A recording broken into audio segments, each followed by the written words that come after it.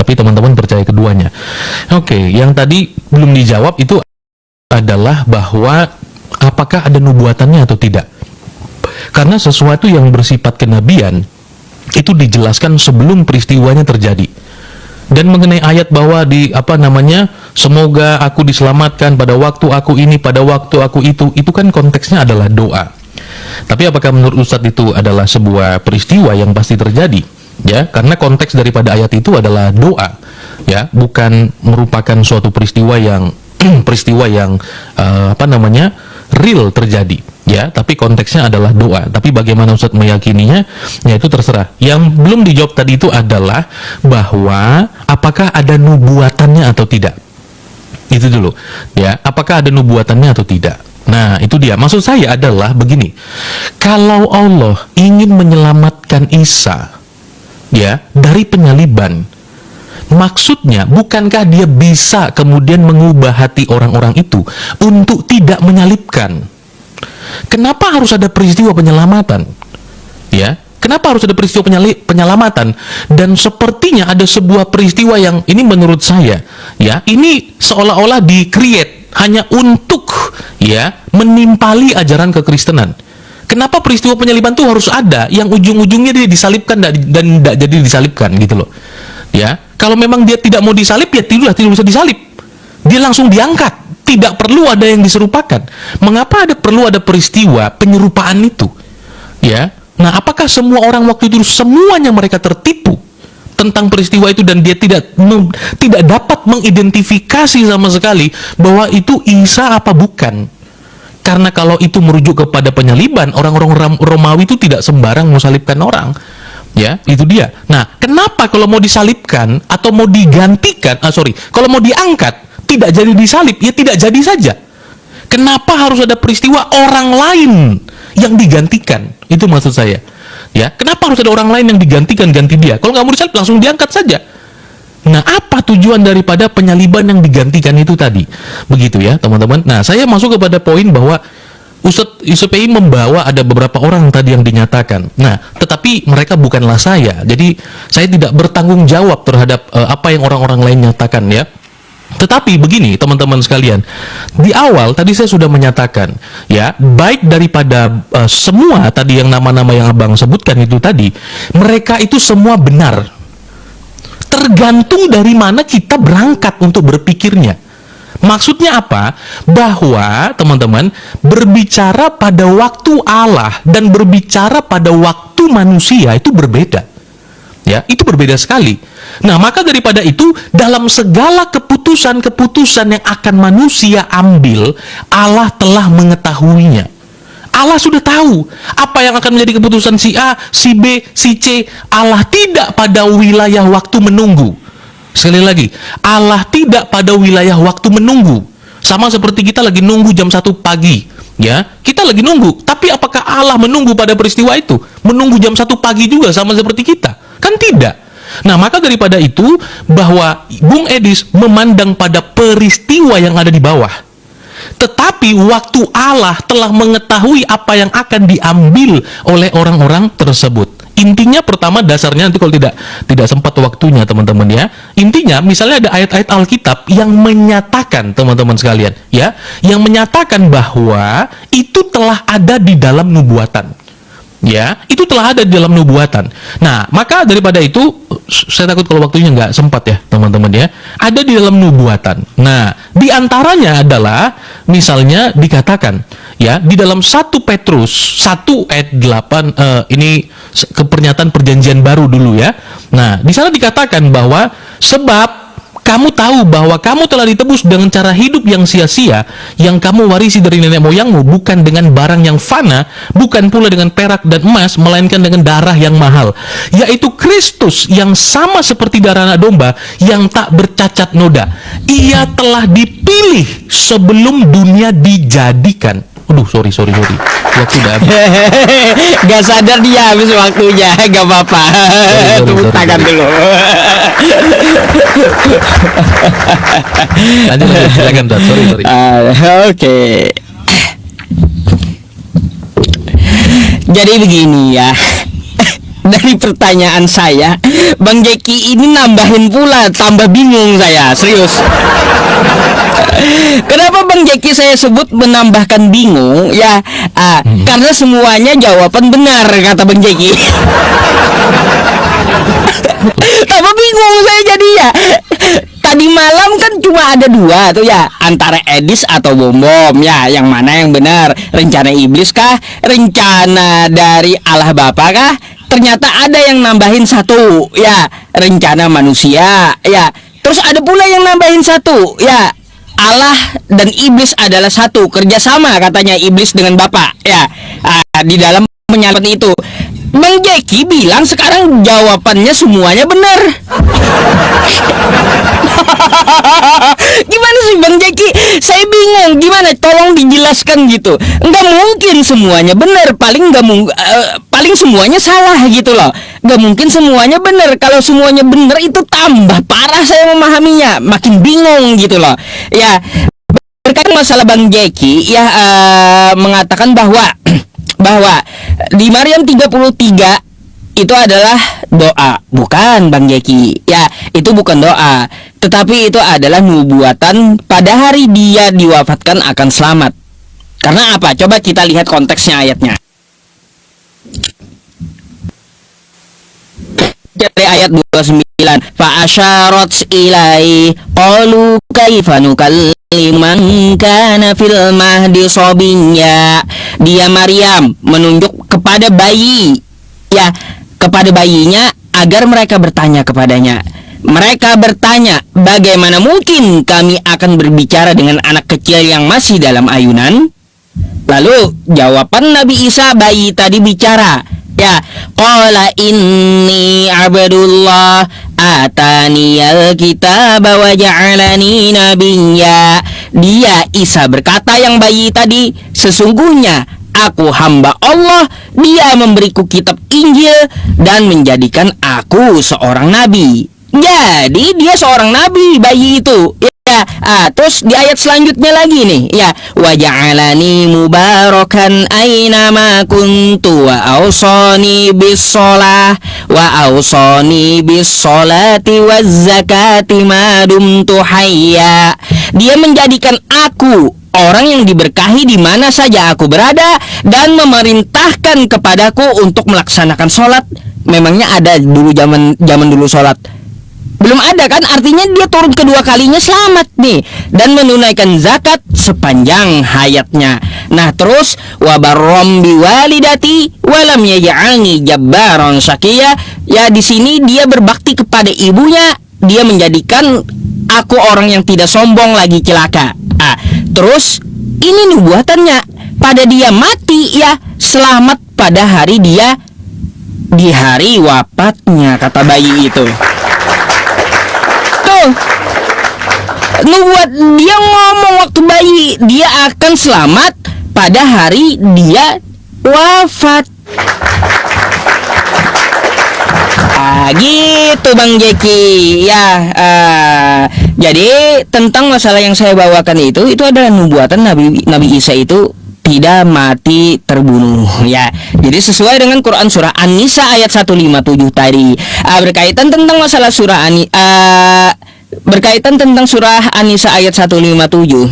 Bang Jeki, ya, saya membawakan An-Nisa 157 itu ternyata terbukti betul gitu Al-Quran saya.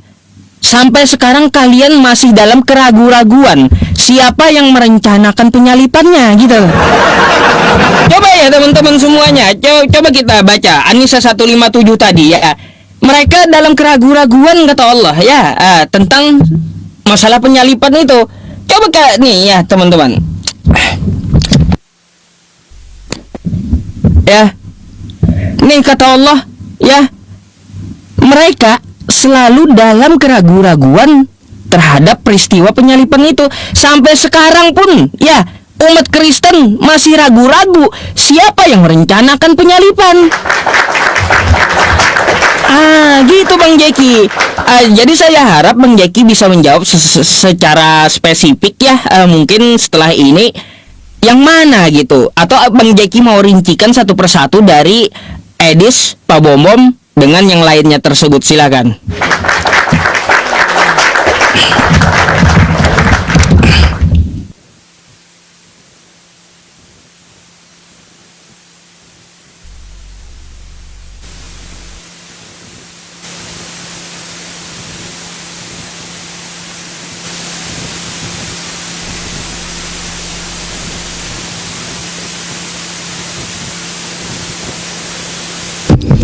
Oke, saya baru dapat penafsiran baru nih dari Ustadz Yusuf PI. Yang pertama, ayat itu kata Ustadz adalah nubuatan. Ketika dia mengatakan bahwa dikatakan diselamatkan, diwafatkan, dan hidup kembali, itu nubuatan. Saya baru tahu, ya. Saya tidak menemukan ada satu penafsiran, ya. Makanya nanti Ustadz sebut ulama mana yang mengatakan itu adalah sebuah nubuatan. Nubuatan itu disampaikan oleh Allah, ya, disampaikan oleh Allah kepada nabinya, dan itu dalam bentuk sebuah nubuatan. Jadi kalau Isa ngomong begitu dan Ustadz katakan itu nubuatan, sementara nubuatan itu dinyatakan oleh Allah, apakah Isa adalah Allah? Yang kedua, bahwa Ustadz Yusuf Pei juga menambahkan sebuah penafsiran baru yang tidak pernah ditafsir oleh ulama. Perdebatan orang Kristen, betul katanya Quran saya. Orang Kristen masih berdebat tentang rencana penyaliban. Apakah ayat 157 itu berbicara tentang rencana penyaliban? Yang dimaksud dalam An-Nisa 157 itu adalah yang ragu-ragu tentang siapa yang disalibkan. Itu sebuah kesalahan menurut saya untuk memahami kitab suci sendiri. Karena kitab suci sendiri mengatakan, An-Nisa 157, mereka di dalam keraguan-raguan tentang siapa yang disalib.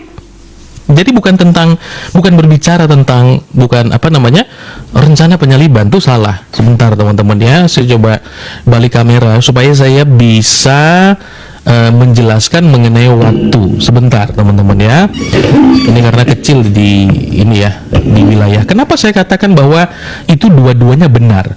Ya, karena apa? Kita perlu melihat kronologi waktu. Ya, sama seperti mungkin Bung Edis ada pada wilayah debat waktu itu. Jadi tidak bisa menjelaskan dengan sempurna. Ya, begitu juga hanya langsung panas saja, jadi tidak bisa menjelaskan secara baik. Nah, misalnya seperti ini teman-teman. Jadi, tadi kan saya mengatakan, dalam iman Kristen, Tuhan itu Alfa dan Omega. Ya, Tuhan itu Alfa dan Omega. Artinya, dia yang awal dan dia yang akhir. Ya, dia yang awal, dia yang akhir. Jadi kalau kita bicara waktu Tuhan, ya, dia itu awal dan akhir.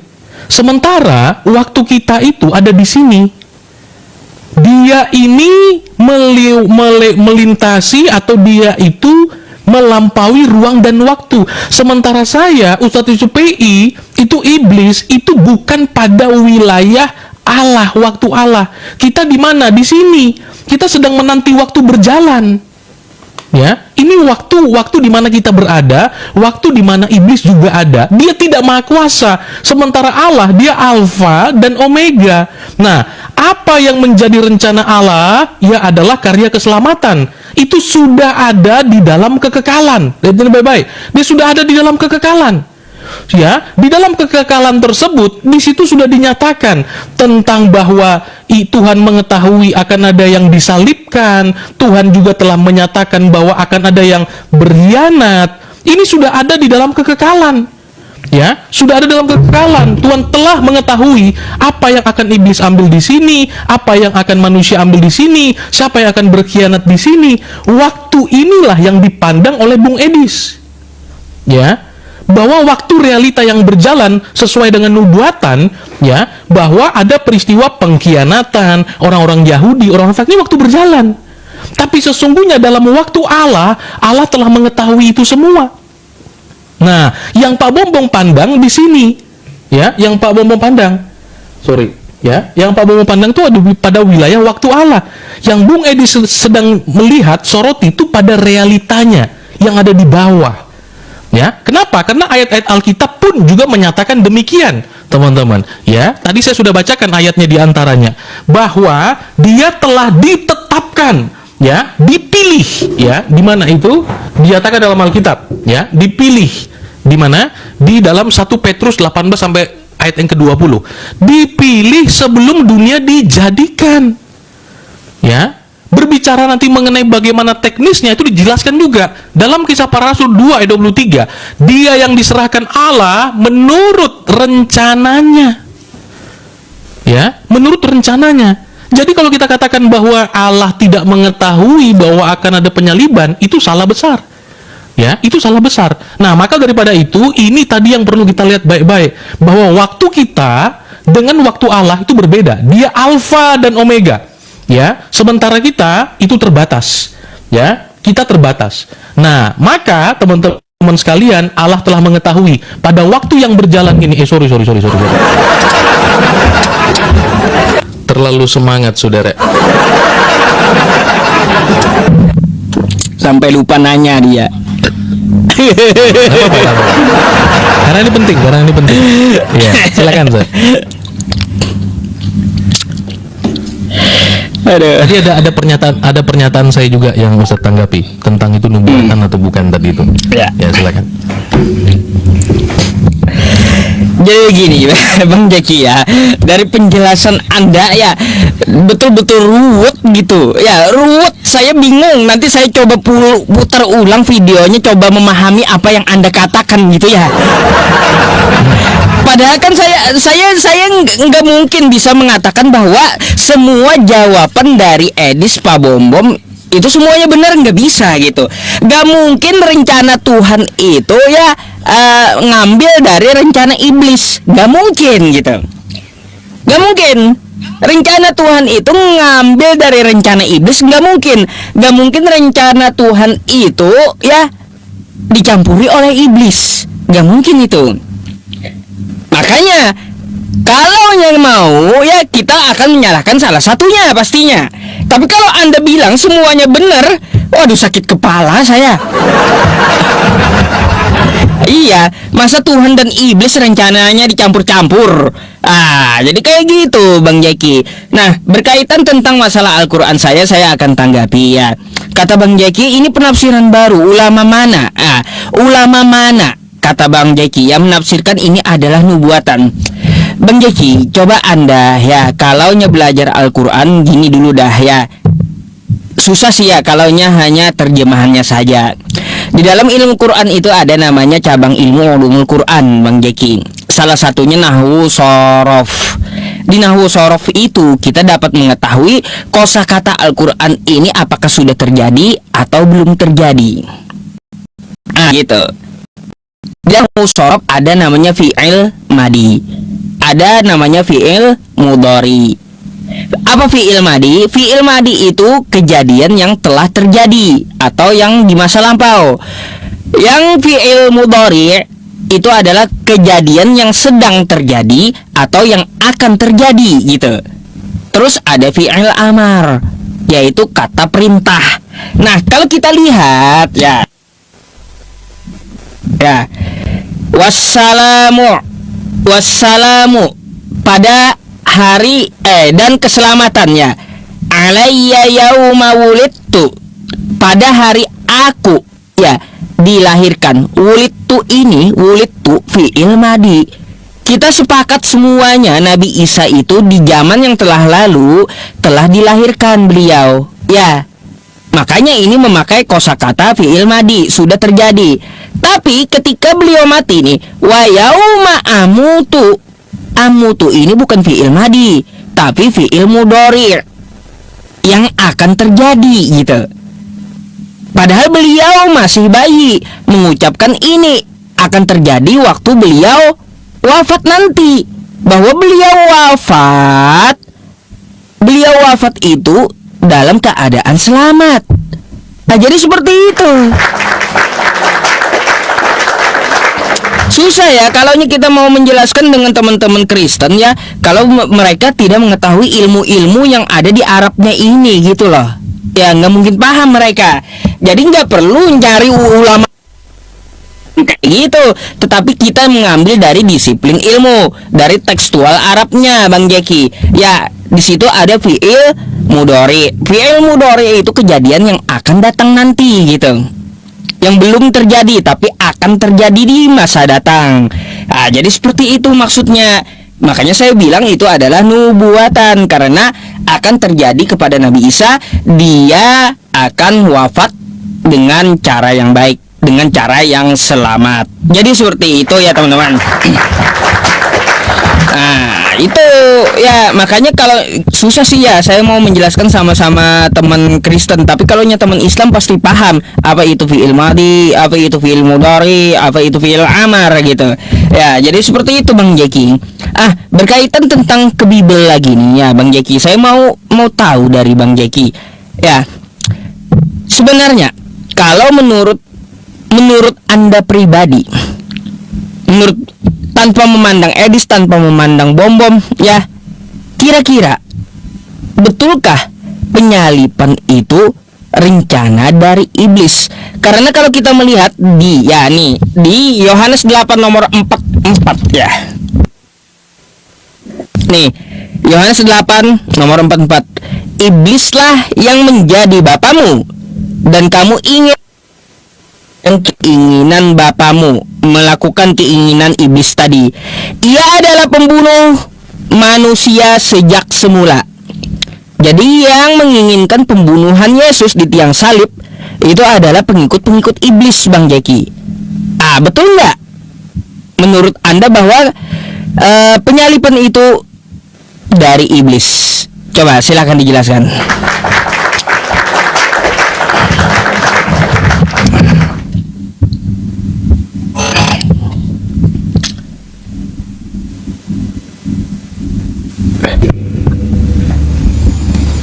Oke.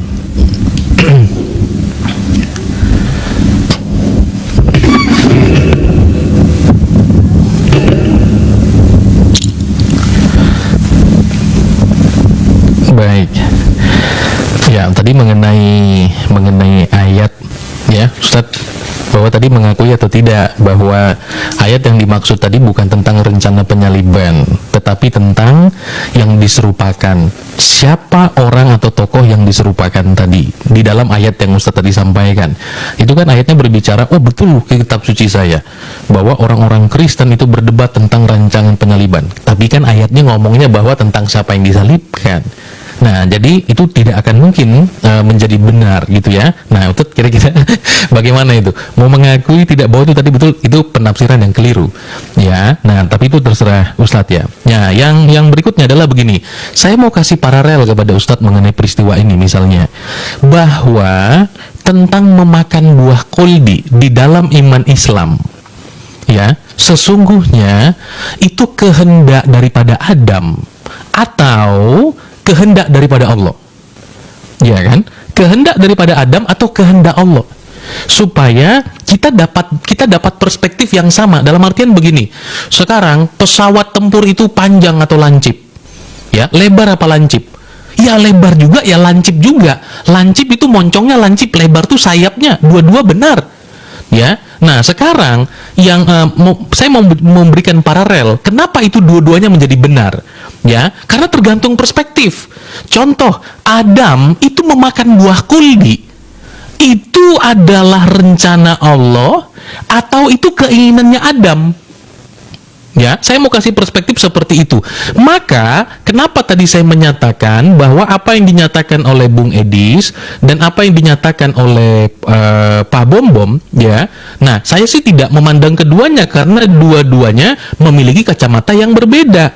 Ya, saya adalah saya gitu ya. Jadi saya tidak membenarkan ya atau menyalahkan. Nah, terhadap peristiwa itu. Makanya tadi saya katakan bahwa sebentar ya, teman-teman, pada perspektif waktunya, Ustadz. Ya, nah, maka tadi sudah saya jelaskan mengenai bagian ini. Ya, nah ini saya perlu jelaskan lagi, ya, bahwa Tuhan itu dia Alfa dan Omega. Konsekuensi Alfa dan Omega, dia itu yang awal dan dia yang akhir.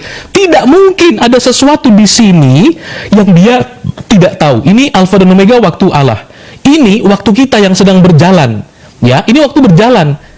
Ya, kita berjalan 2021, 2022, 2000 sampai 26, ya 2026 misalnya di sini, ya. Nah, tapi apakah Tuhan sama seperti kita dalam waktu menunggu? Tidak. Ya, tidak. Maka daripada itu bahwa kita ada pada waktu berjalan.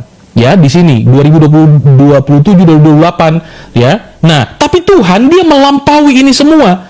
Nah, maka apakah iblis merancangkan penyaliban itu di dalam kekekalan?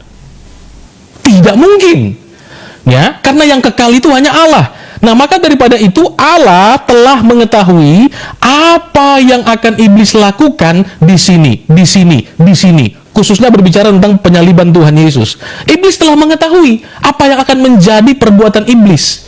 Ya. Nah, tetapi rancangan Allah adalah keselamatan. Iblis melihat kesempatan ini, dia mau pakai untuk merancangkan Yesus supaya Yesus mati. Ya, nah maka kita bisa melihat dua-duanya benar bahwa Allah merancangkan itu semua untuk mendatangkan keselamatan. Ya, tapi iblis merancangkan atau membuat itu bukan di dalam kekekalan pada waktu yang terbatas ini tadi, tetapi rancangannya pula bukan untuk supaya Tuhan Yesus itu disalib, bukan supaya Yesus menjadi penebus dosa. Tidak, dia mau menghancurkan Yesus. Ya, tidak ada karyanya dalam untuk kita salibkan dia supaya keselamatan. Tentu tidak. Itu loh. Nah, maka daripada itu separalel dengan apa yang Ustadz katakan. Misalnya Adam memakan buah kuldi, ini pada waktu siapa saya nggak tahu.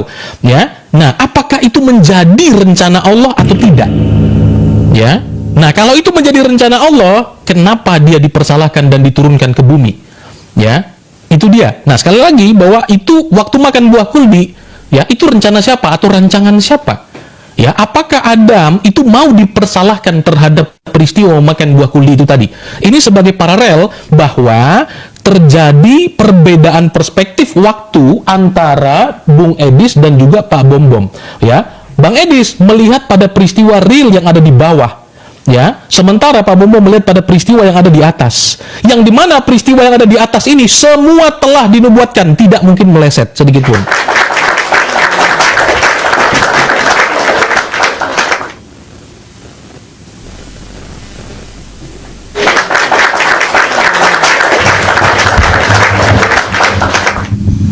Silakan.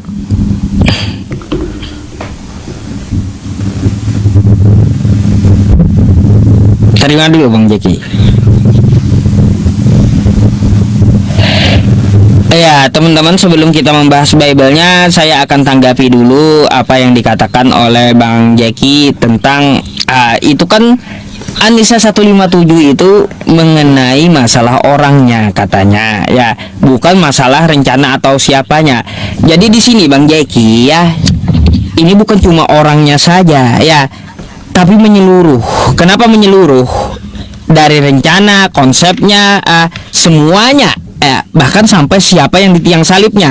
Nih, coba kita lihat kosakatanya, wa innal ladzina ikhtalafu fihi lafi syakkim minhu. Ya. Dan sesungguhnya, ya, mereka benar-benar ragu. Talafu khotala ikhtilaf artinya apa? Ragu, ya, bertentangan. Ikhtilaf. Wa innal ladzina ikhtalafu fihi lafi syakkim minhu. Jadi pendapatnya itu dari semua yang terjadi waktu kronologinya terjadi gitu. Jadi di sini kalau kita baca, sesungguhnya mereka yang berselisih pendapatnya tentang pembunuhan Isa selalu dalam keraguan-raguan terhadapnya. Ragu dari mana? Ragu dari siapa yang merencanakannya. Ragu pula, ya, siapa yang menyerupai Nabi Isa. Itu keraguan-raguan sampai sekarang tuh, ya, yang merencanakannya iblis atau Bapa. Terus yang di tiang salibnya, ya, itu betul atau tidak Yesusnya? Karena kan juga tidak diketahui dari penulis, ya, dari penulis Bible. Kalau kita melihat di sejarahnya, tidak ada yang langsung berhadapan dengan tiang salibnya Yesus, kan gitu. Jadi seperti itu Bang Jeki. Kalaunya untuk masalah Quran surah An-Nisa 157, mereka keraguan-raguan, ya, selalu dalam keraguan-raguan terhadap tentang masalah penyalipan itu. Ya, terbukti aja sampai zaman sekarang, apakah rencana iblis atau rencana Allah, atau yang diserupakan kepada siapa? Nabi Isa ini. Kan kayak gitu. Lalu buat apa diserupakan Bang Jeki? Kalaupun kita mau melihat, ya, melihat mukjizat yang tidak diceritakan dalam Islam, ya Bang Jeki, ya, ternyata ada di dalam kitab kalian. Mukjizat Yesus itu salah satunya dia bisa berubah rupa. Tuh mukjizat dia salah satunya. dia bisa merubah rupanya. Ini saya bukakan ya. Nih, beberapa ayat ya tentang Yesus berubah rupa gitu. Nih, teman-teman bisa kita lihat di sini ya. Ketika ia berdoa, rupa wajahnya berubah. 1. Lalu Yesus berubah rupa di depan mata mereka. 2. Ya, banyak gitu ya. Terus di sini lagi nih. Nih, Markus 9 nomor 2. Lalu Yesus berubah rupa di depan mata mereka. Jadi kalau kata Allah dia diserupakan, gampang dia merubah rupanya gitu, menyerupai dia. Gampang kali karena mukjizatnya yang dia lakukan bisa merubah rupanya gitu. Gitu Bang Jeki. Ini sebenarnya tidak diceritakan dalam Islam. Berubah rupa ini hanya ada di Bible saya temukan. Jadi seperti itu. Nah, berkaitan tentang masalah penyalipan, Bang Jeki menurut saya tidak tegas menjawabnya gitu ya, menjawabnya dengan gambar yang mana yang betul. Dari segi pandangan Bom dengan Edis, kedua-duanya betul kata Anda ya. Kalau menurut saya ya nggak mungkin dua-duanya betul. Ini menurut saya ya, pendapat saya, ambil tarik kesimpulannya, dua-duanya nggak akan bisa betul. Karena apa? Tuhan dengan iblis itu nggak akan menyatu, bagai minyak dan air, kan kayak gitu. Nah, nggak mungkin Tuhan ya mengambil dari rencana iblis. Kayak gitu. Ngapain Tuhan ngikutin rencana iblis? Aneh-aneh aja. Masa juga iblis tahu pula dengan rencana Tuhan? Kan aneh pula. Berarti kalau tahu iblis itu dengan rencana Tuhan, Tuhan iblis maha tahu, lebih tahu daripada Tuhan pula nanti. Bingung saya Bang, serius Bang, puyeng saya. Gitu. Silakan ditanggapi. Mungkin ini waktu mau dipakai sedikit aja. Ustadz mau menjelaskan mengenai siapa yang memakan buah kuldi tadi itu bagaimana? Oh iya. Ini ya putaran kemenangannya. Baik ya. Jadi siapa yang memakan buah kuldi, apakah itu keinginan iblis ya atau ketetapan dari Tuhan? Bang Jeki, saya jawab secara ringkas ya. Makan buah kuldi itu bukan keinginan Tuhan, bukan keinginan iblis, tapi keinginan Adamnya sendiri. Iblis dia hanya menyerukan kepada Adam. Terserah Adam mau mengikuti atau tidak, karena Adam diciptakan dengan kehendak bebas atau free will. Jadi seperti itu. Itu jawabannya.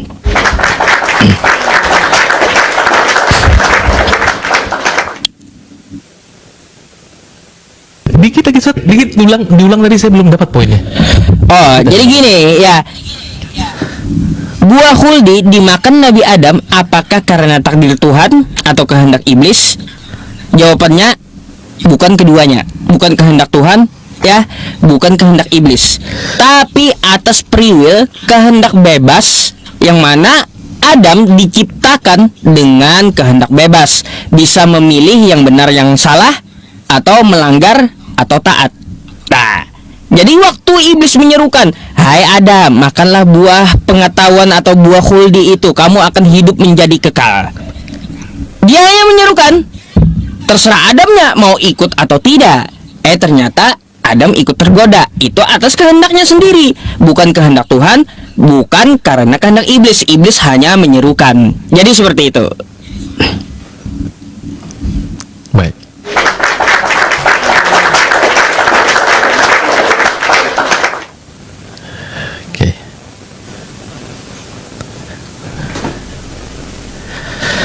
Ya, teman-teman, mungkin saya ada pada kebingungan yang sama, tapi saya harap Ustadz menjelaskan seperti saya. Di satu sisi, Ustadz bilang, bukan juga kehendak iblis, bukan kehendak Allah. Ini juga saya puyeng nih, ya. Kenapa? Karena tadi Ustadz mengatakan bahwa Allah maunya sih jangan makan, kan begitu. Tapi iblis maunya seperti apa? Kan iblis yang menggoda supaya untuk makan. Kemudian Ustaz tadi mengatakan free will, ya toh? Tapi bukan keduanya, bukan kehendak Allah juga bukan kehendak iblis. Ya kan? Nah, makanya saya katakan ini saya bawa kepada sebuah kasus yang sama, Ustaz. Ya, kenapa? Karena apakah Adam kalau memakan buah itu dia bersalah atau tidak? Ya, dan apakah dia mau dipersalahkan terhadap peristiwa itu? Apakah dia mau disalahkan mengenai memakan buah kuldi atau mendekati pohon kuldi itu tadi, buahnya, itu salah apa enggak? Ya. Nah, salah apa tidak? Kenapa? Karena apakah dia mau disalahkan terhadap peristiwa itu?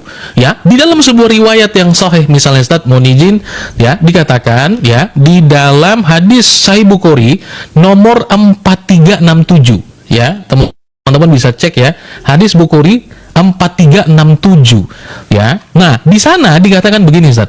Ya, dari Abu Hurairah saya langsung saja dikatakan bahwa ya, seperti ini. Ya. Nabi SAW ya bersabda, Adam dan Musa bertemu. Ya, dan Musa berkata kepada Adam, "Wahai Adam, engkaulah yang telah mencelakakan semua manusia dan mengeluarkan mereka dari sorga." Ya, lalu Adam ganti berkata kepada Musa, "Wahai Musa, bukankah Allah telah memilihmu dengan risalah dan kalamnya? Dan Allah telah juga menurunkan kepadamu Taurat?" Musa menjawab, "Iya." Adam berkata lagi, "Bukankah kamu mendapati," dikatakan ya, mendapatkan di dalamnya bahwa hal itu telah ditetapkan kepadaku sebelum aku diciptakan. Pertanyaannya, ya, apa yang ditetapkan kepada Adam sebelum Adam diciptakan? Ya, Musa menjawab, "Ya." Beliau bersabda, "Maka Adam dapat mengalahkan Musa." Nah, maka pertanyaan ini tadi saya katakan ini separalel dengan masalah kita, Ustadz. Ya, nah saya harap Ustadz bisa menjelaskan nih, kenapa tadi Ustadz mengatakan bukan kehendak Allah, bukan kehendak iblis. Tetapi di sini di dalam sebuah riwayat kata Nabi Muhammad itu telah ditetapkan kepadanya. Ya, kepada siapa? Kepada Adam. Ingat, ini kaitannya apa? Tuduhan Musa yang mengatakan, "Wahai kamu Adam yang telah mengeluarkan manusia dari sorga." Tuduhannya dikeluarkan dari sorga. Ingat itu. Ya. Nah, kemudian Adam itu membalas. Ya, dikatakan, "Kamu kemudian dikasih Taurat." Bahasa sederhananya begitu ya. Kamu kan dikasih Taurat, kamu didapati di dalamnya bahwa hal itu ditetapkan kepadaku sebelum aku diciptakan. Sekali lagi, apa yang sudah ditetapkan kepada Adam? Nah, begitu ya Ustadz ya. Itu paralel pertanyaannya. Nah, oleh sebab itu teman-teman sekalian, sekali lagi saya ulang bahwa kalau tadi Ustadz pakai teori saya menjawab, mungkin bisa menjelaskan itu. Maksud saya adalah kita sama-sama tahu bahwa waktu Tuhan dengan waktu kita berbeda. Di dalam Islam juga mengenal bahwa Dia yang awal, Dia yang akhir, ya. Nah, maka daripada itu bahwa tadi saya menyatakan bahwa apa yang telah menjadi keputusan manusia, ya, di sini itu Tuhan sudah tahu karena Dia itu melampaui waktu kita. Ya, Dia melampaui waktu kita. Sebab apa? Dia Alfa dan Omega. Ya, Dia yang awal dan Dia yang akhir. Maka keputusan iblis di sini Tuhan telah mengetahuinya. Keputusan kita nanti di 2027, siapa tahu Ustadz jadi Kristen misalnya. Kita nggak tahu, ya kan? Nah, Tuhan jawab hati Ustadz misalnya, oh iya benar ini Bang Jeki, ya. Kita nggak tahu 2027, Ustadz bisa menyangkal, tapi kalau Tuhan kemudian berkehendak, nggak bisa ditolak itu Ustadz, ya kan? Nah, maka daripada itu bahwa kita nggak tahu keputusan apa yang akan kita ambil pada wilayah ini, nggak tahu. Tapi Allah memiliki waktu dan Dia berdaulat di dalam ini, ya. Nah, rencana Allah supaya keselamatan itu dinyatakan. Nah, maka Bung Edis melihat di sini bahwa iblis akan menggunakan waktu ini kesempatan untuk menghancurkan Yesus di sini. tapi dia tidak mengetahui bahwa di dalam kekekalan, ya, Allah punya rancangan yang mulia pada salib tersebut. Ya, itu dia. Dan perlu diingat. Sorry. Bisa. Kasihkan Bang Jeki, jelaskan. Oke. Kasihkan. Sorry. Saya akan jawab dulu ya pertanyaannya. Silakan.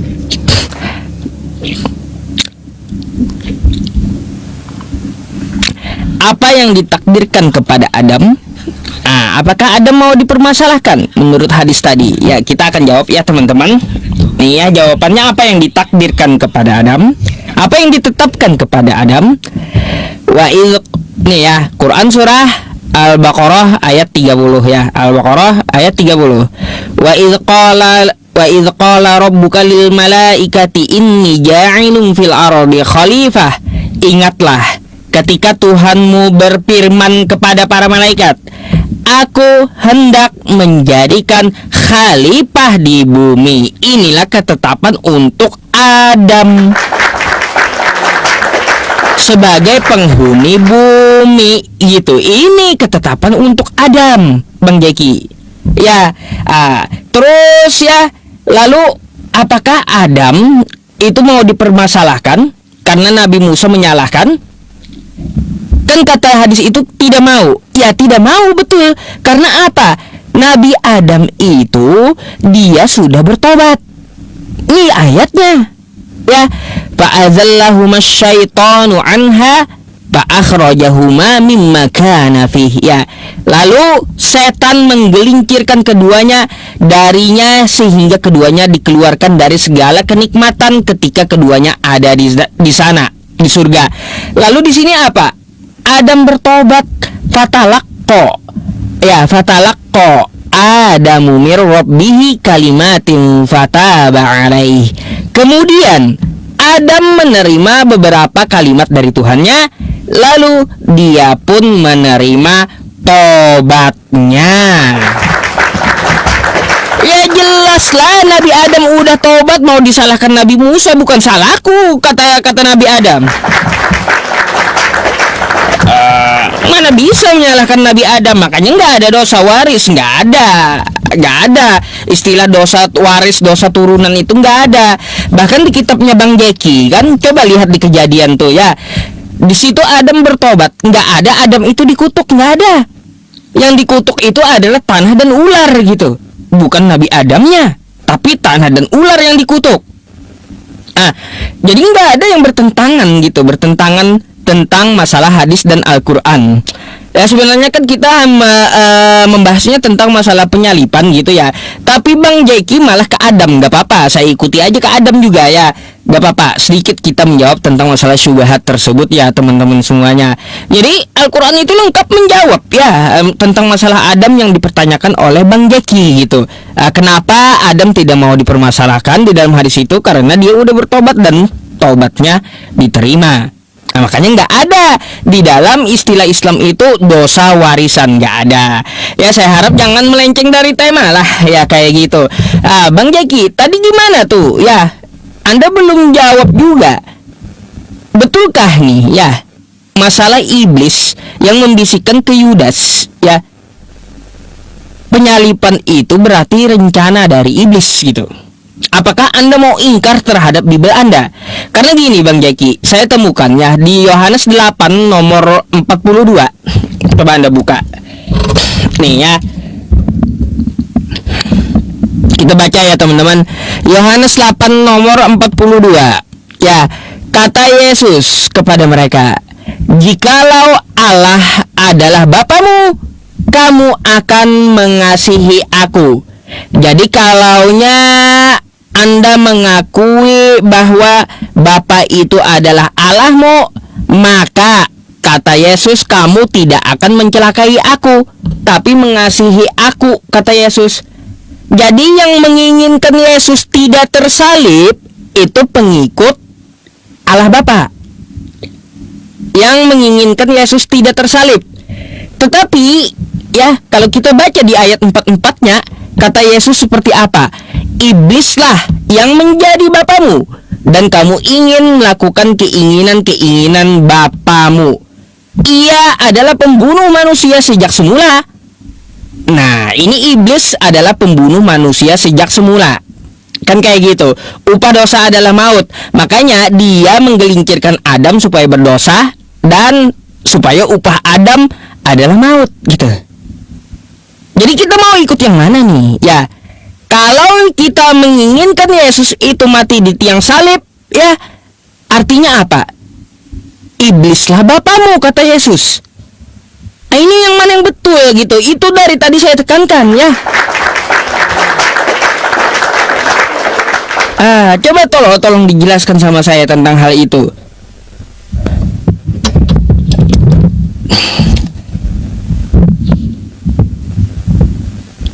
Ini Bang Jeki, sesi berarti ini sesi akhir ya, gitu ya? Boleh.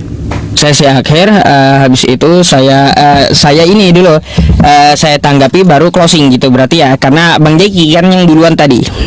Oh, di YouTube hilang, masya Allah. Sabar ya teman-teman di YouTube, masya Allah. Kok bisa? Dari awal tadi di YouTube. Ada, masya Allah ya. Mohon maaf kawan-kawan yang di YouTube ya, udah nongol ya, baru tahu saya. Silakan Bang. Ya. Oke. Jadi yang pertama saya menanggapi tadi mengenai hadis tadi ya. Jadi mungkin Ustadz Yusuf belum mengerti maksud saya, bahwa di satu sisi tadi Ustadz mengatakan bukan kehendak Allah. Yang kedua adalah juga bukan kehendak iblis. Data bahwa itu kehendak Allah saya sampaikan hadisnya. Data juga itu juga diinginkan oleh iblis, ada juga Al-Qur'annya. Ya. Nah, tapi kesimpulan Ustadz adalah itu free will. Sementara ada hadis yang menyatakan Adam tidak mau dipersalahkan terhadap hal itu, jawabannya apa? Karena sudah taubat. Kalau sudah taubat, ya, kalau sudah taubat, kenapa tetap jadi diturunkan? Gitu loh. Bukankah diturunkan itu sebagai hukuman apa sebagai hadiah? Saya mau tahu tuh. Ya, kalau Ustadz bilang tidak ada dosa waris, ini dosa waris dalam Islam. Ya, apakah memakan buah kuldi itu tadi itu sebagai sebuah hadiah apa sebagai sebuah hukuman itu? Itu yang pertama ya. Dikit nanti Ustadz tanggapi. Memakan buah kuldi itu sebagai hadiah apa sebagai hukuman? Turunlah kamu ke bawah, turunlah kamu ke bumi, kata Allah. Itu sebagai hadiah atau sebagai hukuman? Ya, yang akhirnya Ustadz Yusuf PI dan seluruh manusia akhirnya lahir di bumi. Pertanyaannya, bahwa apakah Ustadz Yusuf PI juga ikut makan buah kuldi itu? Ya, oh enggak dong, kata Ustadz Yusuf PI. Loh, kenapa Ustadz ada di bumi? Sementara diturunkan ke bumi itu adalah konsekuensi karena makan buah. Kalau Ustadz Yusuf PI tetap di sorga, mati atau tidak? Tapi waktu di bumi itu pasti mati. Adam dan Hawa waktu di sorga mengalami kematian nggak? Kalau dia di bumi, mati. Tapi waktu di sorga, apakah dia mengalami kematian atau tidak? Itu adalah dosa waris menurut saya. Yang harusnya Ustadz Yusuf PI itu ada di sorga. Karena Adam itu tidak memakan buah kuldi itu tadi. Tapi karena makan, pertanyaannya adalah, apakah diturunkan ke bumi sebagai hadiah atau sebagai sebuah konsekuensi daripada kesalahan? Dan di dalam hadis itu tadi dikatakan bahwa itu ditetapkan, Ustadz. Yang tadi saya mau Ustadz respon adalah ditetapkan itunya untuk apa? Ya, ditetapkannya itu tadi untuk apa? Nah, itu dia, teman-teman. Nah, berikutnya saya akan jawab tadi Ustadz mengatakan apa. Nah, ini dia, bahwa ada kekurangan memang. Ya, ada kekurangan apa? Tanggapan, karena Ustadz Yusuf PI dan Bung Edis itu kan modenya adalah debat. Sama seperti saya dibatasi oleh waktu. Kalau ayat-ayat tadi yang menekankan tentang misalnya Ustadz ya. Oh, thank you so much.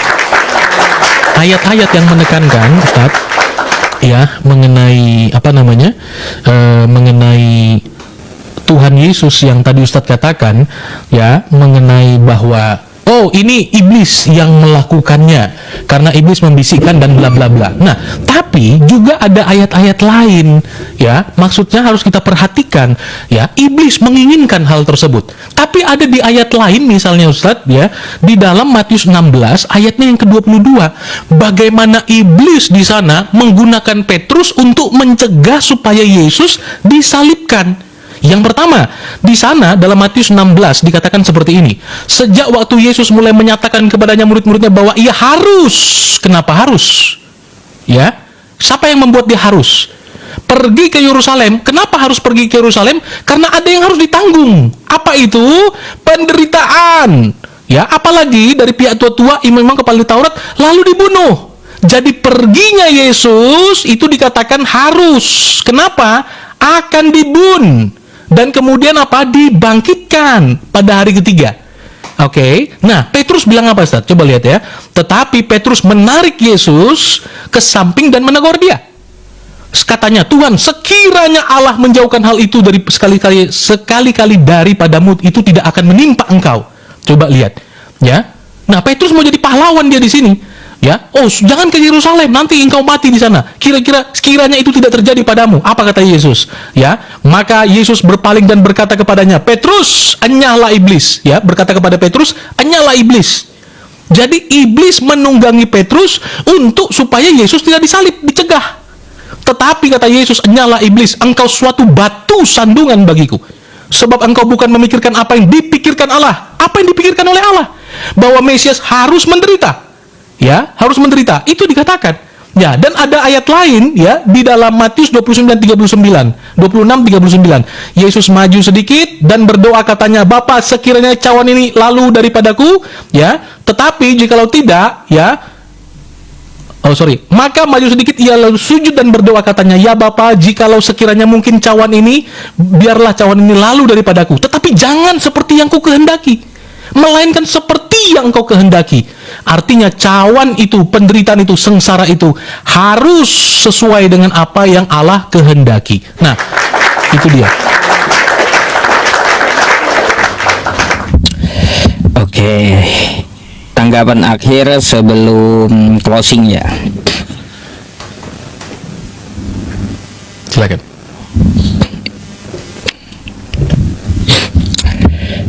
Saya akan jawab dulu apa yang ditanyakan oleh Bang Jeki ya. Jadi, apakah sebagai hadiah atau hukuman Nabi Adam itu ya dikeluarkan dari surga? Bang Jeki perlu tahu ya, yang saya baca tadi seperti apa. Meskipun Adam itu tidak memakan buah, tetap dia akan menjadi penghuni bumi. Karena ketetapannya dia menjadi khalifah di muka bumi gitu. Karena makanya lihat ya ayat yang saya baca nih. Ya, sebelum Adam itu diciptakan, ya, sebelum Adam itu diciptakan, Allah berfirman kepada malaikat, ya, wa idz qala rabbuka lil malaikati inni ja'ilun fil ardi khalifah. Belum ada Adamnya nih, ya. Tapi ya Tuhan berfirman kepada para malaikat, aku hendak menjadikan mereka di muka ini ya, aku hendak menjadikan khalifah di muka bumi. Ini ketetapannya. Meskipun tidak memakan buah khuldi itu, Adam akan tetap jadi penghuni bumi gitu. Lalu kenapa ya dia diturunkan? Itulah Allah Subhanahu wa ta'ala mengajarkan ada sebab, ada akibat. Gak ada yang instan gitu. Gak ada yang instan. Kalau kita pengen kaya, maka kita kerja. Kan kayak gitu. Nah, ada sebab, ada akibat. Sebab kita kerja, kita jadi kaya. Gak mungkin ucuk-ucuk langsung jadi kaya. Dari mana kayak gitu? Gitu Bang Jeki. Makanya lalu di sini, lalu setan menggelingkirkan keduanya dari dari segala kenikmatan ketika keduanya ada di sana. Apakah ini rencana setan atau kehendak setan? Bukan. Adamnya sendiri yang memakan buah khuldi tadi. Setan itu hanya menyeru kepada Adam. Adam mengikuti kehendak bebasnya lalu memakan buah khuldi. sebagai konsekuensi ya, ada sebab ada akibat, maka dia diturunkan ke muka bumi untuk memenuhi nubuatan sebagai khalifah di muka bumi. Gitu. Ih, ketetapannya. Jadi kayak gitu, Bang Jeki. Ya, memangnya gak apa ya? Dari tadi itu Bang Jeki memperhatikan apa sih gitu? Ya, penjelasan saya. Padahal kan udah ada di Quran surah Al-Baqarah ya, ayat 30 sampai ayat 38 tuh. Ya. Quran surah Al-Baqarah ayat 30 sampai 38. Adam ditetapkan jadi khalifah. Terus ya, apakah kalau gini ya teman-teman, apakah ketika Nabi Adam tidak memakan buah khuldi, dia akan tetap diturunkan ke muka bumi? Tetap, karena Nabi Adam diciptakan untuk menjadi khalifah di muka bumi. Jadi sebagai alasan ya, sebagai alasan Allah melarang dia memakan buah khuldi. Nah, lalu dia memakan buah khuldi atas kehendak dia. Akibatnya apa? Dia diturunkan ke muka bumi. Jadi pas gitu alur ceritanya, pas, gak ada yang ambigu. Karena ketetapan dia diciptakan untuk menjadi khalifah di muka bumi. Aduh. Itulah ya, nggak mungkin ya semua itu nggak ada akibatnya. Ada sebab, ada akibat, nggak ada yang instan gitu, nggak ada yang instan. Kalau Nabi Adam ucuk-ucuk langsung diturunkan ke muka bumi, apa alasannya? Kan nggak ada. Nanti Adam nanya, apa salahku ya Allah diturunkan dari surga? Makanya Allah mengajari gitu, karena pelanggaran itu dia memakan buah khuldi, ada akibatnya, maka dia diturunkan. Kayak gitu. Jadi Bang Jeki ya, semua ketetapan Allah itu berjalan dan pasti terpenuhi. Dia menjadi khalifah di muka bumi. Jadi seperti itu. Saya nggak bertanya lagi tentang kekristenannya. Mungkin bisa kita closing habis ini ya Bang Jeki. Terima kasih.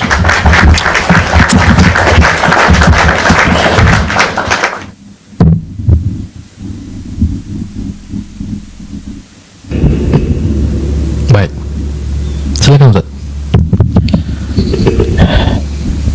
Oke, kawan-kawan semuanya, kita closing statement di awal.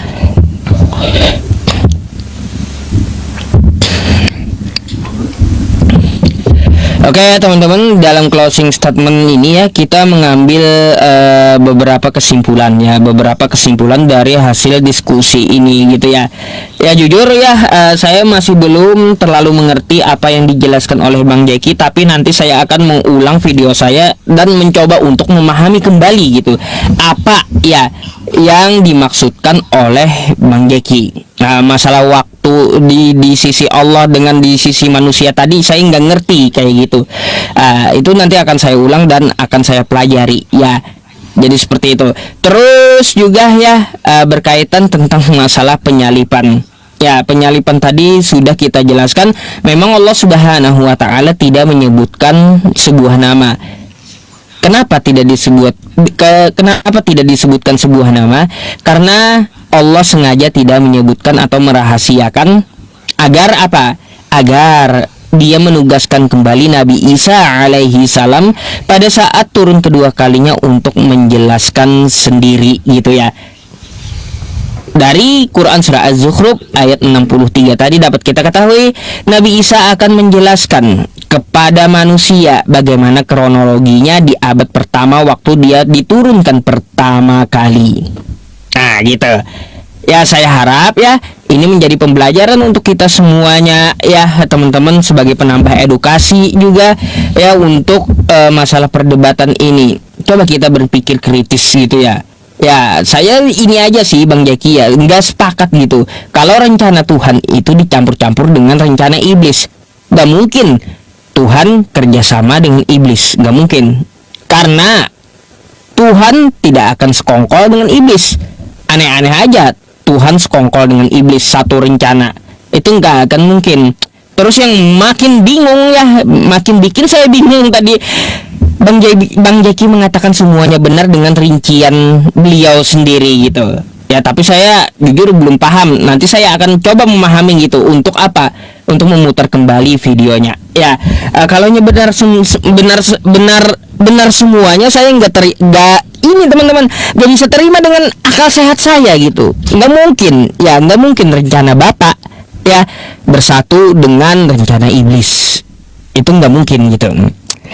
Ya teman-teman semuanya, jadi ya kita mengetahui yang viral saat ini ya terpecahnya di Indonesia tentang masalah penyalipan ini berbeda pendapat. Saya mencoba membahasnya dengan Bang Jeki, ya bukannya dapat jawaban Bang, tapi tambah bingung sayanya. Semuanya benar jadinya. Aduh. Iya, mau kayak gimana lagi ya, itu jawaban beliau ya kita hargai gitu. Jadi apapun jawaban beliau akan kita hargai dan akan kita pelajari ya Bang Jeki. Terus apalagi ya di dalam penyampaian saya tentang masalah Nabi Isa alaihi salam. Oh ya satu lagi nih, Bang Jeki kan biasanya suka belajar dan baca buku ya. Jadi tolong dipelajari tuh ya kalau bisa tentang masalah fi'il madi, fi'il mudhari' tadi gitu. Ya, coba dipelajari tentang masalah itu agar apa? Anda paham dan mengerti konteksnya di dalam Al-Qur'an itu. Ya, kalau dijelaskan oleh umat Islam. Jujur saya tadi agak kesusahan juga menjelaskan kepada Anda karena Anda nggak bisa baca bahasa Arabnya gitu. Karena bahasa Arabnya tuh ada ilmu-ilmunya di situ Bang Jeki. Ya, ada disiplin ilmunya. Di situ ada. Jadi kalaunya saya menjelaskan secara tekstual dari Arabnya, Anda akan ngerti gitu. Kalaunya sudah nggak bisa baca Arabnya, hanya terjemahannya saja, saya pun jadi bingung cara menjelaskannya kayak gimana gitu. Karena saya menjawabnya dengan ilmu gitu, ilmu ulumul Quran, nahwu sorob, nggak jawab sembarangan. Tapi seperti itulah, saya hanya menyarankan saja gitu ya sama Bang Jeki. Tapi saya sangat berterima kasih kepada beliau ya, diskusi dengan baik dan santun dan tidak ngotot-ngotot dan sebagai pengetahuan untuk kita semuanya. Terima kasih untuk Bang Jeki dan penontonnya. Jika ada salah kata atau khilaf ya dalam ucapan saya ataupun penyampaian saya yang kurang ya bagi teman-teman muslim, saya mohon maaf gitu ya. Mungkin itulah closing dari saya ya. Wa tammat kalimatu rabbika sidqan wa adala la mubaddila li kalimatih wa huwas samiul alim. Ya, telah sempurnalah kalimat Tuhanmu yang di dalamnya mengandung kebenaran dan keadilan. Allah Maha mendengar lagi Maha mengetahui.